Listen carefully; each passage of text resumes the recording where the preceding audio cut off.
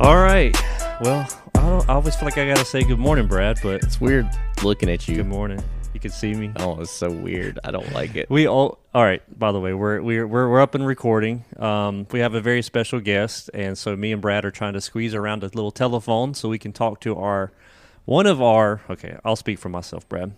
One of my favorite humans on the planet, even outside of the jewelry industry, and we would like to welcome Jake to the show. Mm-hmm. And then, Jake, you can give us as much information about yourself as you would like. But for now, I'm introducing you as Jake. You're also one of my favorite people in the world, so I don't know why he tries to do that. I don't know. Dusty's kind of trying to claim exclusivity, I think. Mm-hmm. Yeah. Well, I'm happy to be here. And you guys have met, right, Brad and Jake? Oh, yeah. Yeah. We were hoping to hang out at the birthday party, oh, my but God. Oh, Brad that's didn't right. come. Oh, my God. No, I did not come to Dusty's 40th birthday party. So, and Jake flew across the country. I drove, but it was only a little over 1,000 miles. It was worth the sacrifice. He walked through the snow. For the uphill. person I would consider my best friend, as opposed to one of my, well, it used to be a stranger. Jake, how did we meet exactly? You know, I was trying to think of that the other day. We've known each other Forever. a decade. Yeah. I don't know. Probably JHJ or maybe even before that. Can you hear that? Do you really hold your microphone up to the I'm coffee? just doing it for now, just for this experience. I know Jake's got some coffee because you're out in Texas, and I do so have you had coffee. to wake up even earlier than we did. So I'm pretty sure we met on JHJ. I'm sure, and I do remember. I don't remember exactly how long it took, but I remember thinking like he's pretty quick and witty. And so am I, at least. I think I met my match. You have far surpassed my wit and quick response. Although your responses on JHJ are pretty long-winded. You're notorious for that. That's valid.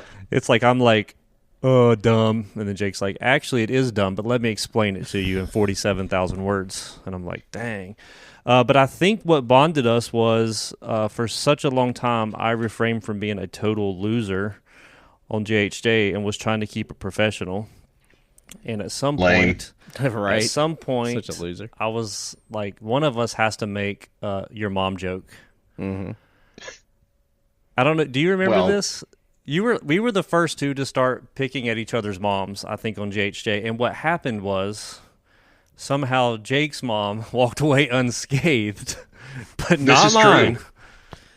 No. Well, your mom's reputation precedes her, and what it is, Dusty, is when you know that many men, word's going to get around. So this is if you haven't been on JHJ for a long time, Dusty's mom is a joke. Thankfully, it has not come up much recently, but there is a handful of people that still love to figure out a way to incorporate it into every dang post on JHJ.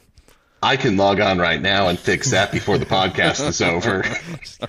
I'm live. We're live commenting on JHJ this morning. All right. no. Well, so all right, Jake. Why don't you take like a minute or two and just tell us about yourself, your history in the jewelry industry, because I think you have a pretty cool story, and I think it'll set up the rest of the conversation. Yeah.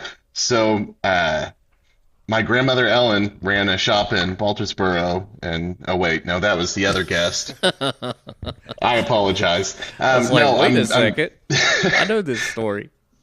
Definitely another industry lifer, though. When I was 13 years old, I officially got into the business. My father had run stores for years, and I had always just kind of sat in the shop and gotten yelled at and asked a bunch of questions.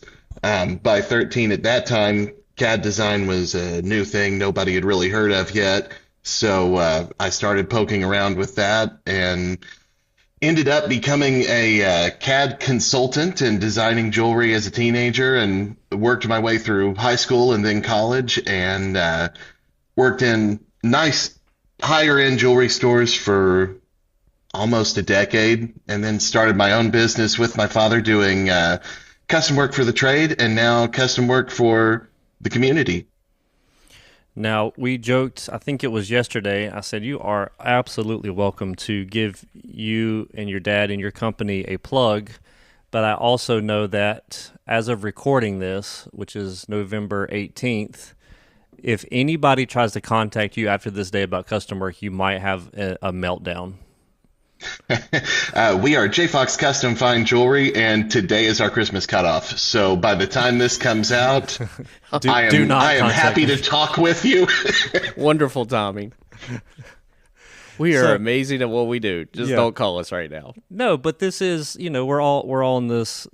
We started feeling it this week. It's like the people just coming in and and I know we joked about it via text, but two different people, and it's usually clueless men, and they just walk in and they're just bright-eyed and bushy-tailed and I want to talk custom right now. And it's internally this time of year, it's like you cringe because it's like there's a million questions racing through your head. Like, when do you need it? What exactly do you mean by custom? What is your budget? There is about 20 other things ahead of you right now. So it's like I take that long way to say I'm sure Jake is amazing and I can vouch for that, but you should probably wait until January to reach out to Jake if you're looking for an amazing CAD guy. If you're in the business and looking for a CAD guy, that's probably a better choice. No, it's like you say. I mean, everybody's definition's different. A lot of people come in for custom, and all that they really mean is, can you size this ring for me? And then other people come in on Christmas Eve and say, I've got 32 of my grandmother's stones, and I'd really like it if you could do something creative with them. If you could get me 6 or 7 renders, I'll have this wrapped up by tomorrow. Dude, I don't even know. Again, right before we started, we realized we did not prep you or ourselves on what we were going to talk about today. But I knew with the approximately 40 minutes we have left, there would be no shortage of conversation. But first off, while you're on the record, I think you're one of the best CAD people in America. And I know I'm not. I don't. Top 300. Top at least. 300 at least. At least. And then I'm trying to compare it to how many CAD guys have I used? And, but I got lucky when I found you. I think this is one of those numbers. He is in the top 304. At least. At least. Well, I mean, you can talk about this a little bit too, because there's going to be CAD people that are going to be interested in this conversation. Walk us through when you started doing CAD, how much has changed and kind of what software you started with and how it's changed from by the time you were 15 till... So how did you even go to school for this? You started poking around, but what, are you self-taught? I'm self-taught. I eventually took some classes back when Stellar Sponsorship Opportunity still owned Gym Vision. We went up to Iowa and did some classes with him, but that was probably 5 years in. I mean, most of the jewelry industry, as y'all know very well, is still an apprenticeship industry, which I love. There's a lot more self-taught people in jewelry than in most industries that you could get into. Everything's changed. I mean, it's funny when you look back. When I got into the business and you said custom, an old guy in an apron came out and sketched something on the back of a napkin with dirty fingers and carved a blue wax, and that was the custom process. And then as CAD developed, that's fine. That's what we do before we email you. No, and honestly, that's what my process is. When people come into the shop, I sit down and sketch with them before we get the computer out at all. But no, then when I started doing CAD, we had these renders. It was a program called Flamingo back then, and it took half an hour to get the worst image that you can imagine. And we thought that it was fantastic. We were like, look how realistic this is. It's the diamonds it's like playing Madden 95 or something. Oh, yeah. It was definitely the golden eye of CAD work. But then over the years, I mean, now if it's not photorealistic, people don't even want to talk to you. And I think the customer expectations have changed a lot, too. We closed most of our custom sales with those blue waxes, and nowadays it's, I don't understand. Can you show me that prong looks like it's 3/10 of a millimeter above the girdle, I don't think I can buy the piece. Yes. Bro, don't even get us started on that. Sometimes I forget to have that conversation when I like send the CAD over. I forget to like hit them with now don't hyper focus on the 0.5 millimeter thickness of the prong and the little light reflection that you see. This is just a render. And every time I forget to have that conversation, I get a text, that prong looks a little thick. Is it always going to be squared off like that? I'm like, oh my gosh. So yeah, I'm sure you see it too. And I think part of that too is you're looking at it 100 times zoomed in. I mean, if I sent you a picture of me 100 times zoomed in, you'd also say he looks a little thick. He's a thick boy. Can we scale that back just a tad? It's like, here, let me stand over here. That's why I love you make it pretty easy, and I think you would probably consider yourself a very efficient, I don't want to say fast because fast implies almost like not good, but efficient CAD artist, wouldn't you say? I try to be. It certainly makes making money easier. Well, it's probably the difference between if I started to, we've talked about this, if I wanted to say, I want to dabble in CAD just so I can, sell in front of the customer, how long that process, let's just say it was everybody's favorite design right now, Hidden Halo. And if I had just started doing CAD, last month, and I'm trying to work my way through designing a Hidden Halo for a 3-carat oval, how long would that take somebody like a novice versus like something that for you to do it versus me? Well, I guess the first question, what is this Hidden Halo? Why would I? It's all the rage in the southeastern part of the U.S. I about said where we were. Oh, man. I think we've only done 12,000 of those so far. In November? In November, yeah. No, I think the difference, for you to sit down and do it properly with limited experience, you're probably taking 5 to 10 times as long as it does someone with experience. Mm-hmm. It's a major time difference, and I think a lot of times, we've had clients over the years who have invested the $10,000 in getting Matrix, getting a computer that can run it, going to training, and inevitably within a couple of months they're back in my inbox saying, hey, we aren't touching that. We're really busy with other stuff. Mm-hmm.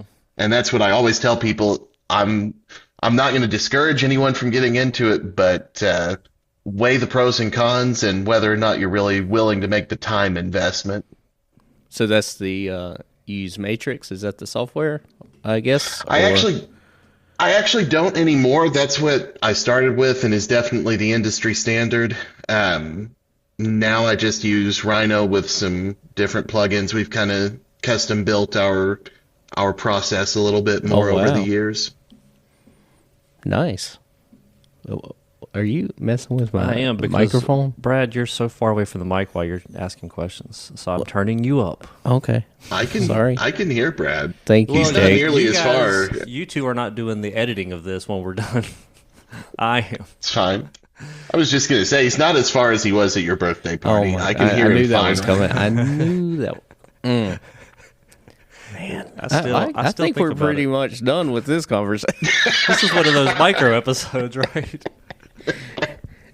If you're looking for another CAD guy, hey, I mean, we ask this question of every guest, so we would be remiss if we didn't at least throw it out there. Would you guys ever consider sponsoring the podcast? Now think about it before you just start laughing. Why does everybody laugh? Talk with Jeff a little bit. Jeff is Jake's dad. He's a reasonable man. This last episode, it's taken us about 24 hours to get 100 downloads, so we're pretty proud. Yeah. Hey, it takes about 60 days to get past that, but we can talk sponsorship. I mean, I could sell you like $15 right now, man, and we can have the J Fox custom corner at every episode. So the beauty of this is, for one, Jake, it is 30 minutes before we open, and there's somebody standing outside our door staring at the hours. Of course. It's a beautiful thing. Now I lost my train of thought. But the good thing about being the first sponsor of Ben Schuler Means Podcast is you kind of set the rate. Yeah. Well, no, not if the rate is $15. But that is $15 more than Stoller is offering. Oh, that's true. Let's think this through. That customer is there before open, which means it is a watch battery. I can get you that same $15 without working. I mean, this is kind of work. I meant to do so when I started thinking about having Jake on. This is gonna be an ADD episode for sure.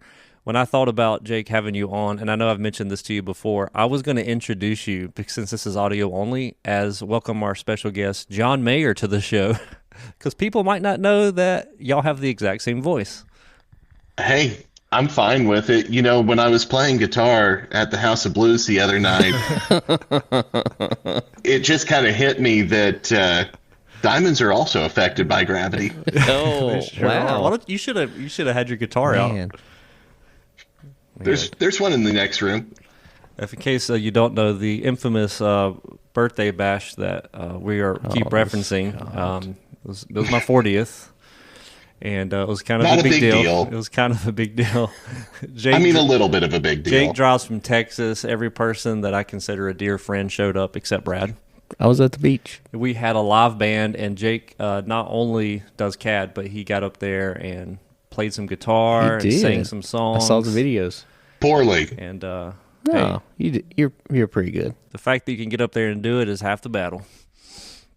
All right, so back to CAD work. So I'm curious. So you can fill us in on this, because for the first few years of J Fox Custom, it was pretty much you working in your house in a bedroom, doing wholesale exclusively, and I know that has over the last few years kind of morphed and changed into something different. And kind of tell us what J Fox Custom looks like now, because it's kind of a hybrid, right? Yeah, very much so. So I guess I'll do a tiny bit more of the origin story. We can Tarantino this. 9 years ago, right before we started the business, I was. Yeah, I know. Oh, okay. He likes feet. 9 years ago, before we started the business, I was working for a pretty high-end retailer that we'll not name, and hated it, but had a nice, consistent paycheck. It was not Case. Even higher end, if that's possible. Wow. I'm telling you. And yeah, you guys were I'm sorry. You worked at a multi-million-dollar store with like Rolex dealership, right? Yeah, this was at that time about a $6 million location of about $100 million independent.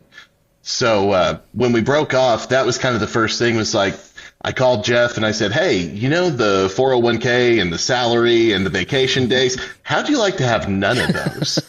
But perks is you get to work all the time and never take any time off. But the perks are it's 80 hours a week minimum. So yeah, we started out of my spare bedroom, and thankfully the business took off almost immediately. We were very fortunate, very blessed. Today, we actually have our own little studio on Main Street in our town. And like you say, we have a hybrid business. We work both the wholesale end as well as doing retail for the first time since we started. So we've been actually having to put pants on every day. And that's the worst. I know. All I imagine is, because you've sent me pictures of your studio, is I have not seen an updated picture of one of those big like yellow banners that says wholesale to the public. Is that what you guys do? Oh, that's a good idea. Well, see, the problem with that is I'm trying to think of the right words since we can't curse on your podcast here. I mean, you can. We can blank you out, but but wholesale to the public's not true. Yeah, no, I agree. Yes, that's just a funny thing but that would get people's attention if you hung a big yellow banner out on the highway. It would do a good job. I'm thinking about seeing if we could carry Invicta. That might be the next. That's the next step. Well, the Invicta boxes would match the bright yellow wholesale to the public sign. Right, man. That's right. Well, you know, right now we're a private jeweler, so we work by appointment. We don't have any inventory, and I just thought, if we're going to go the inventory route, if we're going to put anything in, I want it to really represent the same quality as the work we do. Yep. So Invicta, that kind of gets that You know what? I'm going to issue a challenge. You just got me on a train of thought. And if you do this before we release this, I will, because you're not busy right now. You have nothing better to do. We need to come up with a version of a piece of jewelry, like a ring, like with a diamond, but it's like inspired by Invicta. So it's like this very heavy, clunky, awesome ring, but like it's got like a 1/4 carat in the middle, just lots of metal, very little 60 diamonds. millimeter bezel with a 1/2 carat in it. Mm-hmm. So I don't want it to look like an Invicta, but it's Invicta inspired. So get on that. So yeah, after we're done here, you got work to do. Man, and the price tag. And it's going to sell people on how good you are. Like the retail on it would be $6,000, but we're selling it today for $79. Which is nice. Here's my question, really the selling point for me. If I buy it, does it come with a plastic box? Oh, absolutely. Oh yeah, of you course. get the big yellow box. Which, okay. I'm in. it. Well, I thought we were going to go here, but we didn't, because I was going to ask you, now in this Invicta-inspired ring, would it have a natural or lab diamond? Maybe. It might not even have either. I can only imagine somebody who's like really interested in CAD, like, oh my gosh, this is the podcast I've been waiting for, and this is what they have to deal with. So I've got a question. For y'all based on that. If I was the Invicta of jewelers, something that I've noticed here is the lower quality the store, the more adverse they seem to be to lab grown. Have you noticed that? Like, you see these people that are just absolute, the most ghetto store possible. Everything's natural only. Yes. It's GHVVS. It's not, but that's what we're calling it. It's absolutely not. Yeah. It's like the old, like, I2 studs and cluster. Everything is a cluster of something. Well, we could also try to be family friendly here, but I actually wanted to get into a little bit of that too, because it would be terrible if we didn't at least touch on lab grown diamonds, but not necessarily just what you think about lab growns, but I'm sure the fact that lab growns have gained in popularity so much, I think it works to our advantage as quote-unquote custom jewelers, because now, for the longest time, like 7+ years ago, when I was needing a CAD from you, most likely it was a customer inherited stone, or we're trying to find like a 1 carat round. And now that's changed to where now almost every diamond sale potentially could be custom, because everybody wants 3, 4, 5 carat lab grown. So I'm curious to how that's affected you and what you just think about it in general. It's hilarious, really, how much the expectation has changed. The other day, we had a customer bring in a customer stone, and I'm looking at it and I'm thinking, man, this is too small to work with. This is going to be really tough to do what they want. It's a 170. It's a great size. 10 years ago, this would be like, oh man, this is a nice diamond. And now I'm sitting there like, you can't give me a 5 carat? Come on. Yeah. Is this a side stone? We were talking last week with Arvon about like looking at a 1 carat now is like, what is this? What even is this? It's changed it a lot. The nice thing for what I do, I mean, the CAD scale, as my eyes get worse, the jewelry just gets bigger. These little hidden halos are all on 4 and 5 carat diamonds. I love it. Man, you're approaching, if my math is correct, you're approaching 40 fast, right? Yeah, Brad won't come to my birthday either. I was going to say, let me know. I'll be there. Brad will start working right now. I don't miss 40th birthday parties. If it's somebody you care about, you can't. Exactly. My favorite. That's fair. I'm not going to keep beating that dead horse. No, you're not. But Brad's wife is like, we can leave a little early if you want to make it. Brad's like, no, that's fine. I see him every day. That's not exactly how it happened, but it's probably how it happened. All right, so back to just like, I don't know. I kind of want to hear also some of your biggest, just like proudest moments as kind of in what you do, and then we're going to quickly shift to like the biggest fails and just train wreck stories. But for now, let's talk about the good, like just some of the crazy.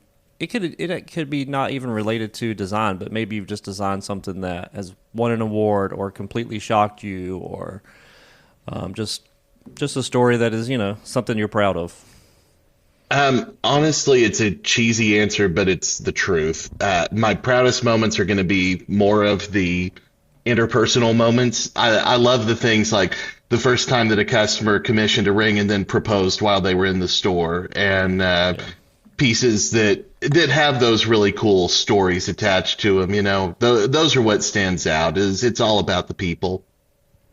Man, he said it like he believes it.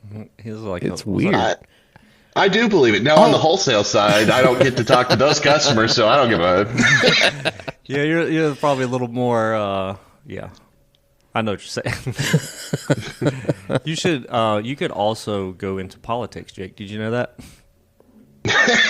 It's an honest answer. It really is. When I first got into the business, I had a great uncle who had been in sales corp for years. Now he's just an okay uncle. Now he's a dead uncle, but he sent me a letter when I first got into the business, and he said, always remember that you're not in the jewelry business, you're in the business of making people smile. I think it's good advice. We are. That's true.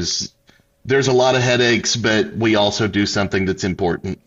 To me, and obviously the whole heart of this podcast is to laugh and to have fun, but yes, you are correct, because I think about this all the time. When I go home and my wife is like, how was work? It's so easy for me to say, oh my gosh, these 5 customers drove me up the wall and they irritated me, and can you believe they asked this? And I completely forget about the 10 people that came in that were like, oh my God, thank you, this ring is, and it could just be we sized it and polished it and they haven't seen it polished and cleaned in 10 years, and they're just like over the moon, grinning from ear to ear, and we don't even mention that. Mm-hmm. So last weekend, we had a customer come in on Saturday. We're generally closed, but we were getting close on a tight deadline. Wanted to make sure he got it on time. But we're sitting there. We've delivered the piece. All the oohs and ahs are over. And he says, I know y'all aren't technically open. Are you in a hurry? And I said, well, not necessarily. What's up? He said, well, I want to have a drink with you. Give me a second. Goes out to his truck, brings in a bottle of really nice bourbon. We sit there, pour a couple of glasses. What bottle? You called our attention. Oh, I forgot I'm talking to Dusty and Brad here. So, hold on. Pause the story. I'm just kidding. Let's circle back. So anyway, he brings in, let's just pretend it was a George T. Stagg. All right, let's keep going. Anyway, the point of the story is, I kind of thought that while we were sitting there this is what makes the business worthwhile, is sitting here with somebody who's genuinely appreciative, who wants to have a drink and get to know you as a human being. Mm-hmm. And like you say, you do forget him, and it's easy because that was a terrible week. This one has been not a whole lot better, and most of the nights I'm going home saying, man, everybody's a son of a... But there's a couple of good ones that are... the shining stars in that dark, dark night sky. Yeah, to me, it's easy to. I talk about this especially during the holidays because, for one, it's super stressful, and most people, sadly, are kind of not nice and kind of get under my skin. But what makes me happier in the holidays is not because you'll get a guy come in who's basically like, hey, I've got a $5,000 budget. Christmas is coming up. I have to get something for my wife or she's going to be mad. What can I get for that? And that's kind of the attitude. And don't get me wrong, I love that in some ways because I'm about to make a $5,000 sale. And on the other extreme is when a guy comes in. Now, I'm not talking about the people who are just, wasting time and penny pinching, but when there's a young man or an older man even that comes in and they're like, hey, I've got $400 to spend and I really want it to be nice. And I'm not talking about being picky and impossible to please, but they're just genuinely invested in the process. And they want to find something nice, and you could just see like they're doing the best they can, and because they want to make someone smile, and like that. That's a way better sell to me. At least it feels way better. No, I agree, and I think most people don't expect that. Unfortunately, the jewelry industry kind of gets a bad rap. A lot like used cars. I think people just expect us to be in it solely for the money. But I'm with you entirely. You get that kid who is doing something that's important to him. I'd much rather have the small sale than deal with somebody who's just a jerk that's spending a lot of money. Mm-hmm. Yeah, like yesterday we had, this is kind of just teetering back and forth with just like the funness of CAD, because I know I was texting you, and this is just a convenient example since it was yesterday. A guy came in and he's like, well, first, Brad, you have to remind me how the story started, because he came in apparently when I wasn't here and was like, I want to do custom work. Yep. He wants a 2-carat, pear-shaped, lab-grown. He said, have you guys done any floral designs? I'm thinking, pretty conservative. And he shows me a screenshot, and it looks just like it's super intricate, vines everywhere, weave through each other. All I know is yesterday I see the text, and it's like, hey, I spoke with Brad, and I really just need to know how to get this custom process started. So I'm asking Brad, I'm like, what did you tell him? Like, it's a pretty easy process. And you're like, yeah, I told him to text over the pictures. Right. And so I'm like, hey, I'm like, yeah, you can come on any time. And, do you have any pictures, inspiration you can send me? Does not send me any of that. Just shows up. It's like, I'm here to talk custom with Dusty. And it's like, okay, we've barely exchanged text. So anyway, our new part-time girl for the holidays is awesome. And she kind of took control. She's like, you don't need to talk to Dusty. Let's talk custom. I'm the captain now. That's a good salesperson. Yes, right. She's the best. She's just like takes charge. But anyway, and so I guess he eventually shows her the picture, and then so they lean it over the counter and show me the picture, and it's super intricate. And I'm doing the math, and I'm like, tomorrow's the 18th, and I'm like, guess very intricate design. Not that we can't do it, blah blah blah. And then I'll just fast forward for time's sake. He ends up just like, oh, I really like this. I hear him say, quote, well, she also really likes solitaires. And I'm like, so she likes solitaires or this insanely intricate design that I've never seen before. And so then he's like, and he comes back like a half an hour later. He's like, yeah, let me just get that solitaire. So it's like that's our. Yes. I know you don't deal with the public unless it's appointment. So I'm thinking by then you kind of weed out some of the what I just described. Let's talk about some of the oddities of custom. Here's a big one. Organic designs are always the most difficult customer. I don't know why, but any piece, they can give you one photo and say, I want this exactly, and you copy it, and it's, the veins in that leaf are not going to work for me. Exactly. And way too veiny. I need to tilt this, need to angle that.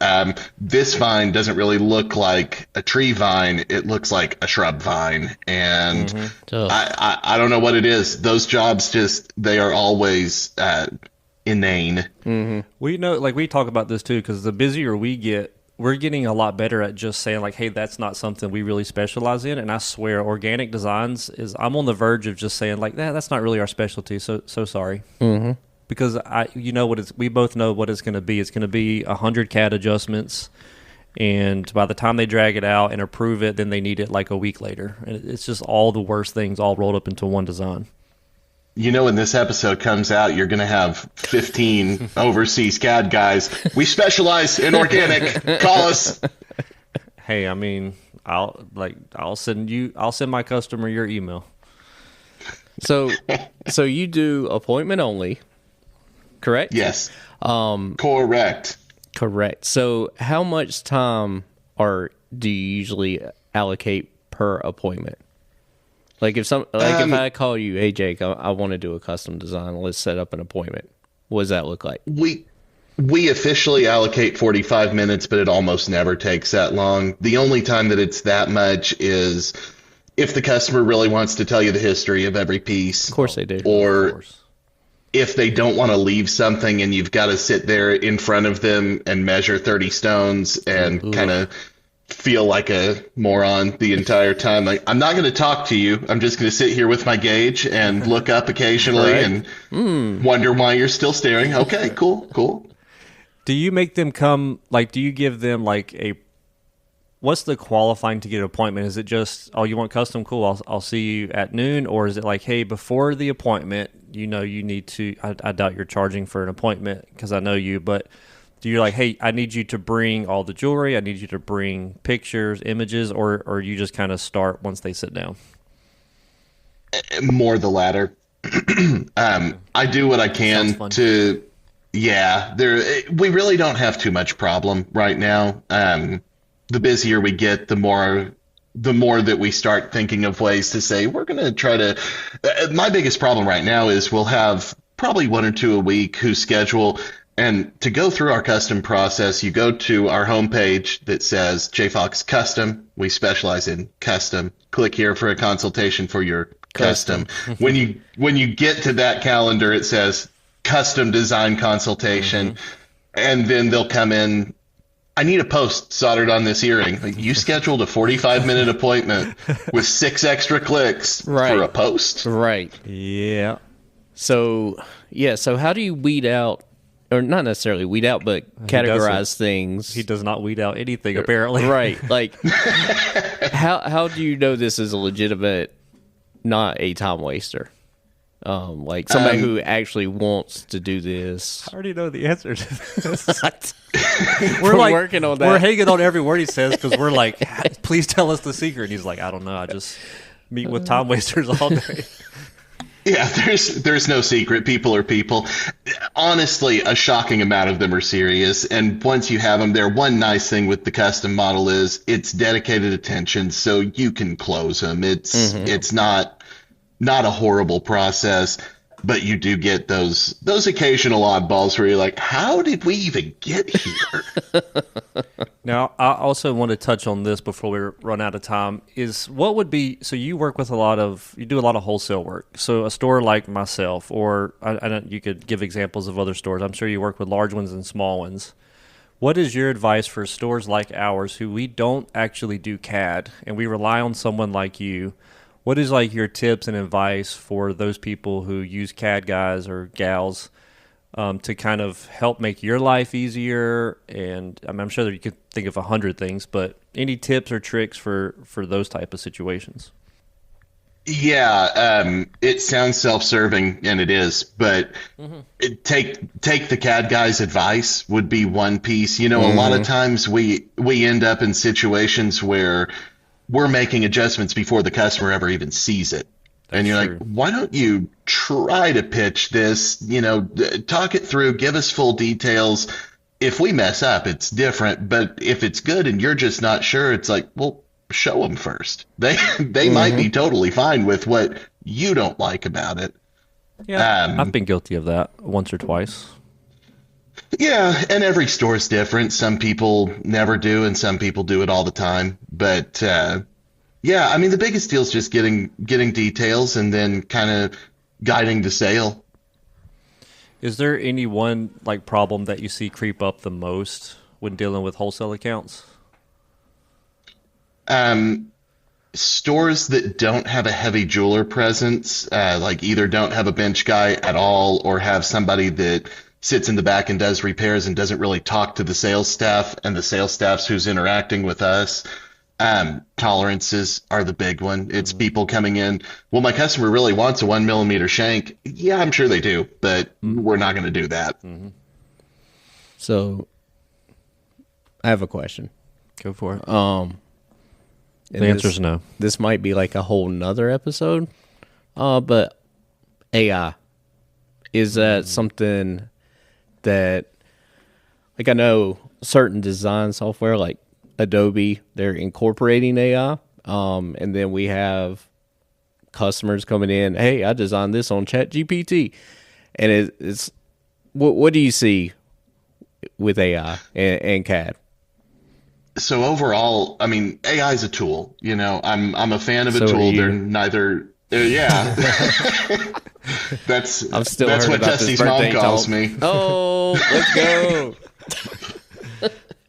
No, I don't think tools are inherently good or evil. I think it's all in how it's used. I love AI for ideation, for being able to type in a prompt and say, let's see a bunch of versions and kind of narrow down, get the customer focused. I think that's a good use. I've got a couple of customers who have switched over to, instead of handing me sketches, they send me really pretty AI artwork. It's a nice starting point. I don't like when stores put AI as their shop and people are buying jewelry that doesn't exist. I think that's unethical. Right. The other thing we've run into that I find a little funny is, so we had a customer a couple months ago, brings in this very clearly ChatGPT drawing and wants us to design it. And we go through and say, okay, well, most of this is fine. Here's a couple of things we have to tweak. Well, no, you don't have to tweak those. So, I do. This can't be made this way. No, I have a picture of it. I said, you realize you created this picture. Like, Right. you don't. Right. Oh my gosh. So do you ever use a little AI, or are you just only using it in the sense of customers or clients are showing it to you? Right now, for the public facing, we only use it for the latter. I use it for like advertising stuff, for trying to clean up copy and things like that. I'm sure at the end of the day, you still somebody, at least for now, and maybe you can lean into if this will change anytime soon over the next few years. But as of now, the coolest ring I can design with AI, at some point, it still has to go through someone like you to actually create the ring, correct? Yes. Okay. There are some really good generators that are getting there, but they're not there yet. Yeah, I had a feeling. Before we still got a few more minutes, but I want to ask you this before we run out of time, because I could talk to you for hours, and we are always limited on time. Once we get through the holiday season, would you be okay with just being a regular attendee on the show to help facilitate this stuff? Oh, that's awesome. Oh, I'd love to. There's a few people that I think could just hop on anytime and just talk, because we could talk for hours about 100% in specifics on so many different things. All right, right, I'd be honored. What's the pay? It's whatever you guys. Well, what happens is you would get your sponsorship that week for free. I just made $15. But kind of as we kind of at least work towards closing this out, I'm just curious because you've been in this industry just as long as we have. And yeah, 1 year less than Brad. Yeah, Where, how do you feel like the health of the jewelry industry is? Where do you, I mean, you can go any direction, tariffs, lab-grown diamonds, the high price of gold, the economy, but just kind of where do you see the jewelry industry right now? And do you think the future is bright? Is there anything we should be concerned about? Just your overall, just like kind of closing us out on the jewelry industry and your thoughts. I mean, all of those things obviously play a factor, and if the question's health of the country, it might be a less optimistic answer. But for health of the industry, I really think the future is bright. I think there are stores who cling to the old ways and will suffer, but the people who are willing and able to pivot, I think business is strong, surprisingly so, and that's something I always when we've had various tragedies and problems throughout the political spectrum, our businesses continue to be strong. I think people want things. People are shopping. You just have to be able to find a way to do it. And I think, that's one of the beauties of Lab Diamonds. I don't think that they were a net negative for the business. It's allowed us to deliver more pieces to people who didn't have the budget for the 3-carat natural. And let's face it, that's most of us. Yeah, no, I agree with everything you said. And I think even though you're someone who is strictly on the CAD side and me and Brad are on the kind of on the bench side, and I think that is the heart of the industry, not the roles that we play, but the sense of what you do, you take very seriously. You do it to the best of your ability, and you do it with integrity. And we do the same thing. So in those situations, those businesses are doing just fine. Yeah. No, I think that's true. And then we see, we came up briefly with Armand. It's like there will be store closings for sure. And sometimes that does kind of suck, but it's almost like, when the McDonald's down the street closes, it's like, it's okay.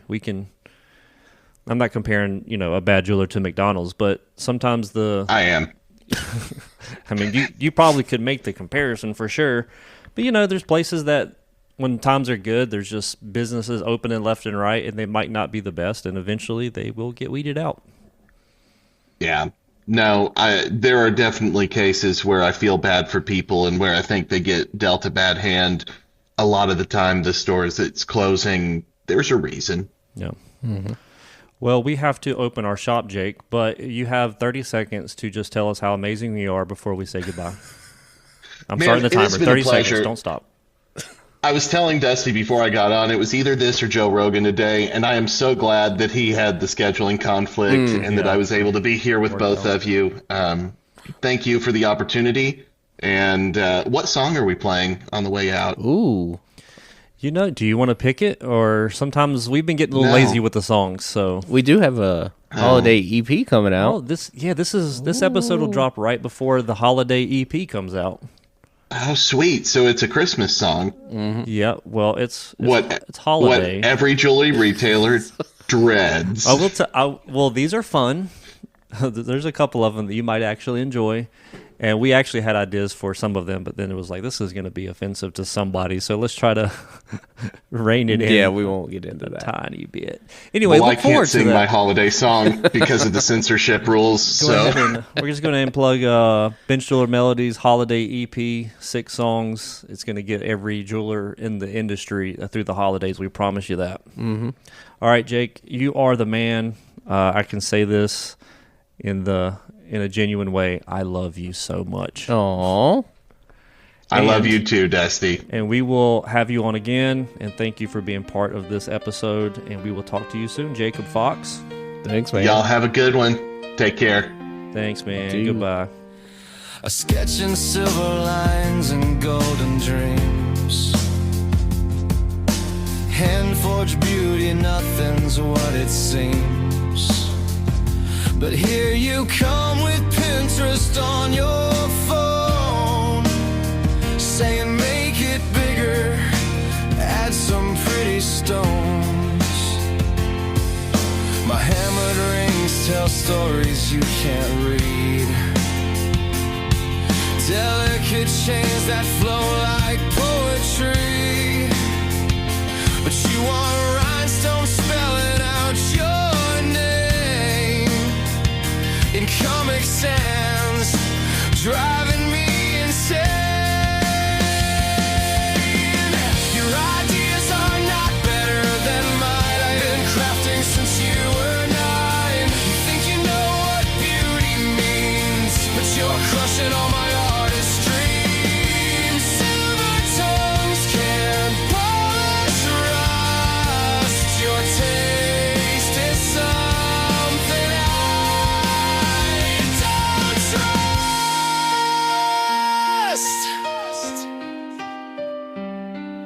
I studied metalwork for 7 years, learned ancient techniques through sweat and tears. But you saw something cute at Target once, and now you think that makes you relevant. I pour my soul in every tiny detail, while you just want something that's on sale. My modern art is like prayers in gold, but you want trends that's already old. Your ideas are not better than mine. I've been crafting since you were 9. You think you know what beauty means, but you're crushing all my artist dreams. Silver tongues can't polish rust. Your taste is something I don't trust. I could make you heirlooms that would last, pieces worthy of your grandchildren's past. But you want what everyone else has worn, leaving my created fate torn.